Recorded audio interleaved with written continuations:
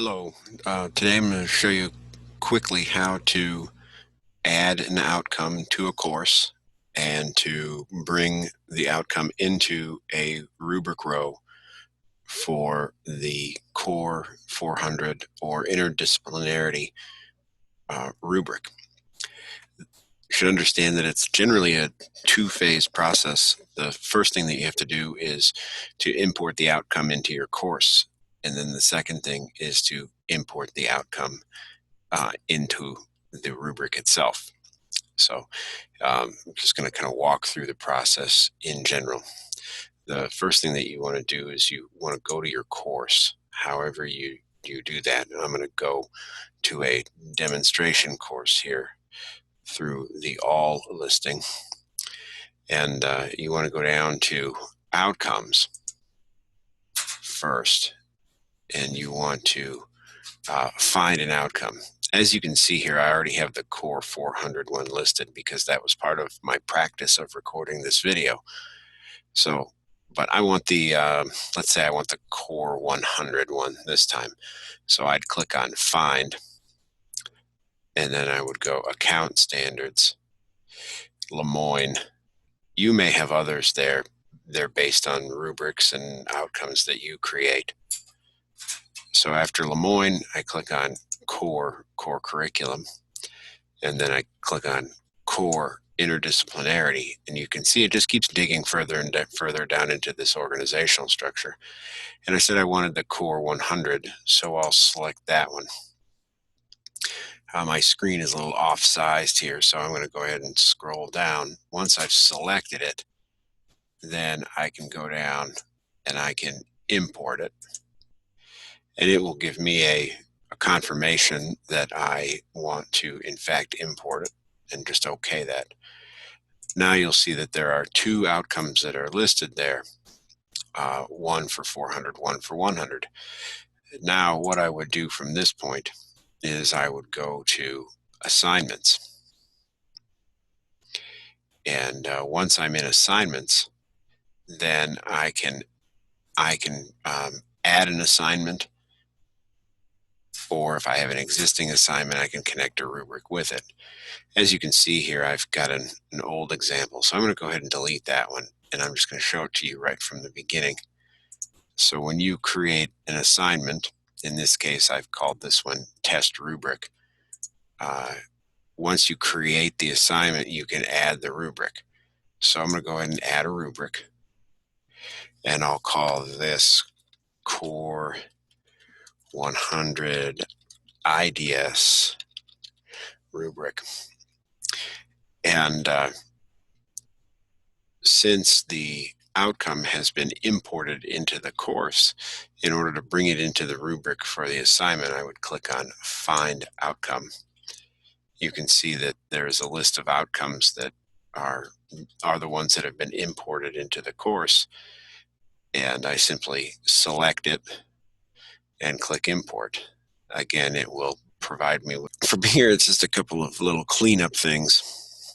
The first one is that this first row. This is the default row that was in the rubric. Obviously, if you want to have more than a one-row rubric, you could add as many rows as you want to here. Let me know if you need any assistance with that. I can send instructions, or you can simply kind of keep working on it. The biggest thing you'll notice in the difference here is that these are manually created rows as part of the course. But anytime you see this little gold tag right here, that indicates that this row is built on a system level outcome. And that really means two things.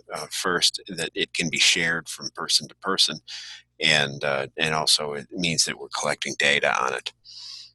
So essentially, I only want one row, so I'm going to delete the other one.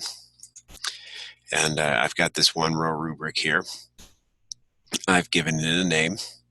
The last thing I have to do is deal with these boxes down here. I would recommend not clicking this first one. I'll write freeform comments, because what it does is it removes these levels and provides just one big box for narrative commentary. So don't click that one. The second one, I'm going to uncheck for a second here and actually work off the third one first. If the hide the score total, you can see as I turn it on and turn it off, the total points goes away. That means that the student won't see what their total score is if you select that.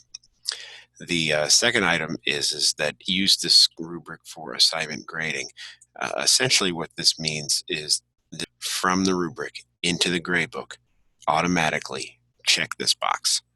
And I'm not doing that in this case. This is really just a holistic rubric um, for their for the student's success in this area for this course. So I'm going to leave that one unchecked, and I go ahead and I create the rubric, and there we go. We now have an assignment with a rubric associated. Whoops.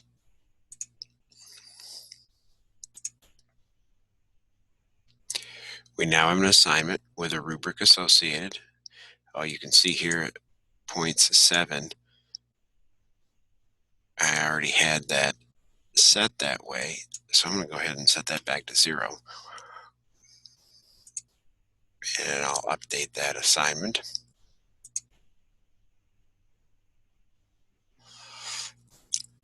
There we go.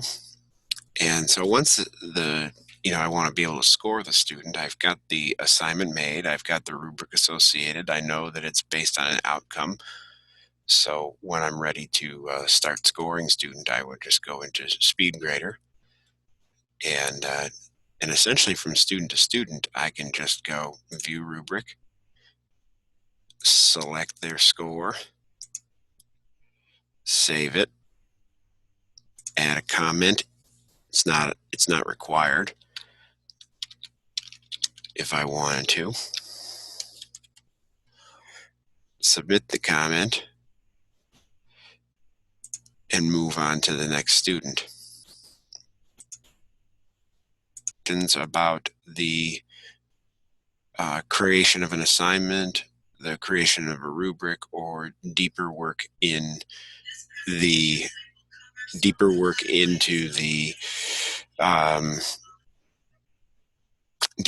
the SpeedGrader, give me a call and we can get it worked out. Thanks. Have a good day. Bye.